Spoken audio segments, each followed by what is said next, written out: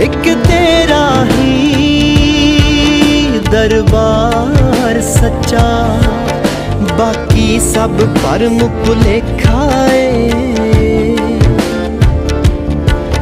तेरा शब्द सुना वैराग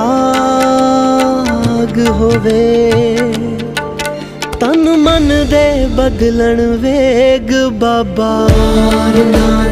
वार नानक सब थाए ओंकार नानक, हार नानक पार नानक सब थाए।